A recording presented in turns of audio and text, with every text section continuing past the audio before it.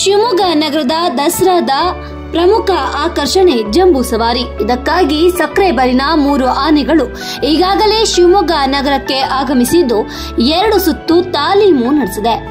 ಸಕ್ರೆಬೈಲು ಬಿಡಾರದ ಸಾಗರ್, ಬಾಲಣ್ಣ ಮತ್ತು ಬಹದ್ದೂರ್ ಆನೆಗಳು ಶಿವಮೊಗ್ಗ ದಸರಾದಲ್ಲಿ ಪಾಲ್ಗೊಳ್ಳಲು ಆಗಮಿಸಿದೆ. ಪ್ರತಿ ವರ್ಷದಂತೆ ಈ ಬಾರಿಯೂ ಸಾಗರ್ ಆನೆಯ ಅಂಬಾರಿ ಹೊರಲಿದ್ದಾನೆ. ತೀರ್ಥಹಳ್ಳಿ ಪ್ರವಾಸ. ಇನ್ನು ಜಂಬೂ ಸವಾರಿಯ ಆನೆಗಳಿಗೆ ನಿತ್ಯ 2 ಬಾರಿ ತಾಲೀಮು ನಡೆಸಲಾಗ್ತಾ ಇದೆ. ವಾಸವಿ ಶಾಲೆ ಆವರಣದಿಂದ ಹೊರಡುವ ಆನೆಗಳು ಕೋಟೆ ರಸ್ತೆ, ರಮಣಶ್ರೇಷ್ಠಿ ಪಾರ್ಕ್, ಗಾಂಧಿ ಬಜಾರ್, ಎಎ ವೃತ್ತ, ನೆಹರು ರಸ್ತೆ, ಗೋಪಿ ಸರ್ಕಲ್, ದುರ್ಗಿಗುಡಿ, ಜೈಲ ರಸ್ತೆ ಮೂಲಕ ಫ್ರೀಡಂ ಪಾರ್ಕ್ ತಲುಪುತ್ತದೆ. ಇನ್ನು ಅಲ್ಲಿಂದ ವಾಪಸ್ ವಾಸವಿ ಶಾಲೆಗೆ ಮರಳುತ್ತದೆ. ಆನೆಗಳಿಗೆ ತಾಲೀಮು ನೀಡಲು 2 ಪ್ರಮುಖ ಕಾರಣವಿದೆ ಎಂದು ಪಶುವೈದ್ಯಾಧಿಕಾರಿ ಡಾಕ್ಟರ್ ಕಲ್ಲಪ್ಪ ತಿಳಿಸಿದ್ದಾರೆ. ಆನೆಗಳು ತಮ್ಮ ಗಡಿ ರೂಪಿಸಿಕೊಳ್ಳುತ್ತವೆ. ಈಗ ಸಿಟಿಗೆ ಬಂದಿರುವ ಆನೆಗಳು ಇದು ತಮ್ಮದೇ ಗಡಿ ಎಂದು ನಂಬಿಕೆ ಮೂಡಬೇಕು. ಇಲ್ಲಿ ಅವು ಸುರಕ್ಷಿತ ಎಂಬ ಭಾವನೆ ಬೆಳೆಯಬೇಕು. ಇದಕ್ಕಾಗಿ ತಾಲೀಮು ನಡೆಸಲಾಗುತ್ತದೆ. ಇನ್ನು ಕಾಡಿನಲ್ಲಿದ್ದ ಆನೆಗಳಿಗೆ ಪಟ್ಟಣದ ಗೌಜು ಗದ್ದಲಕ್ಕೆ ಹೊಂದಿಕೊಳ್ಳಬೇಕು. ಇನ್ನು ಇದಕ್ಕಾಗಿ ನಗರದಲ್ಲಿ ರೌಂಡ್ಸ್ ಹೊರಡಿಸಿದ್ದಾರೆ ಮಾವುತಗಳು.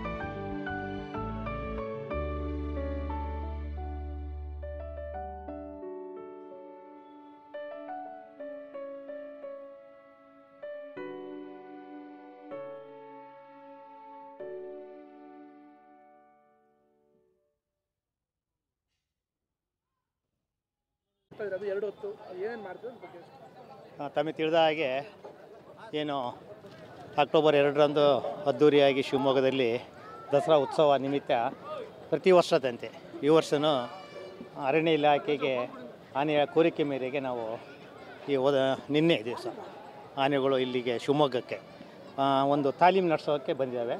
3 ಆನೆಗಳು ಬಂದಾವೆ. ಅದರಲ್ಲಿ ಮುಖ್ಯವಾಗಿ ತಮಗೆ ಗೊತ್ತಿರೋಂಗೆ ಸಾಗರ ಆನೆಯೇ ಅಂಬಾರಿಯನ್ನು ಹೊರೋ ಆನೆ ಸಾಗರ ಆನೆ ಬಂದಿದೆ. ಅದಕ್ಕೆ ಈಗ 40 ವರ್ಷ ಇದೆ. ಸುಮಾರು 4165 kg ತೂಕ ಇದೆ. ಅದರ ಜೊತೆಗೆ ಬಹದ್ದೂರ್ ಅಂತ ಒಂದು ಗಂಡಾನೆ ಬಂದಿದೆ. ಅದಕ್ಕೂ 39 ವರ್ಷ ಇದೆ. ಅದು 4365 kg ಅಷ್ಟು ತೂಕ ಇದೆ.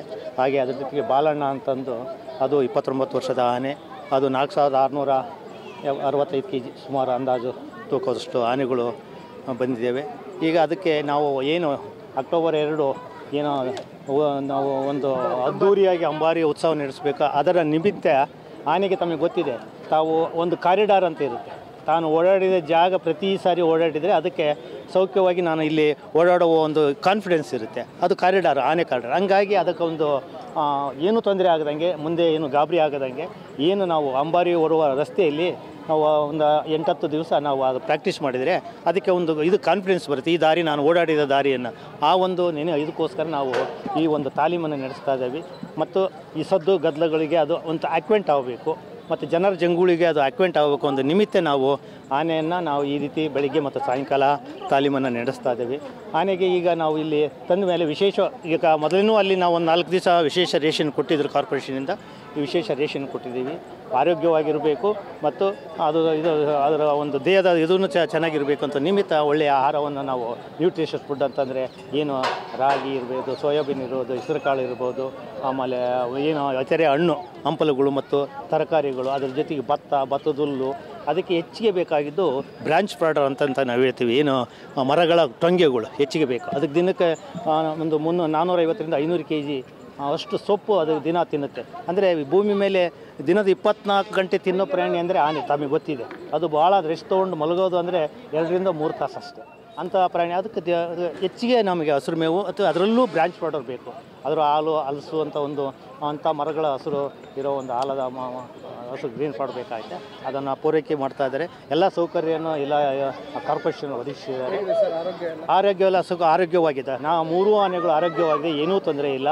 ನಮಗೆ ಕಾನ್ಫಿಡೆನ್ಸ್ ಇದೆ, ಏನೂ ತೊಂದರೆ ಇಲ್ಲದಂಗೆ ಈ ಒಂದು ದಸರಾವನ್ನು ಅದ್ದೂರಿಯಾಗಿ ಈ ಆನೆಗಳು ಆಚರಿಸ್ತೇವೆ ಅನ್ನೋದು ನಮ್ಮ ಎಲ್ಲ ಮಾವುತರುಗಳು, ಒಳ್ಳೆಯ ನುರಿತ ಮಾವುತರಿದ್ದಾರೆ, ಅವರ ಸಹಕಾರದಿಂದ ಇದು ಅದ್ದೂರಿಯಾಗಿ ಆಚರಿಸ್ತೇವೆ. ಮತ್ತು ನಮ್ಮ ರೇಂಜ್ ಆಫೀಸರ್ ಇದ್ದಾರೆ, ವಿನಯ ಅಂತ ಒಳ್ಳೆಯ ಆ್ಯಕ್ಟಿವ್ ಇದರಲ್ಲಿ ಎಲ್ಲ ಸೌಕರ್ಯನ ಕೊಡ್ತಾ ಇದ್ದಾರೆ, ಎಲ್ಲ ಸಹಕಾರ ನೀಡ್ತಾ ಇದ್ದಾರೆ.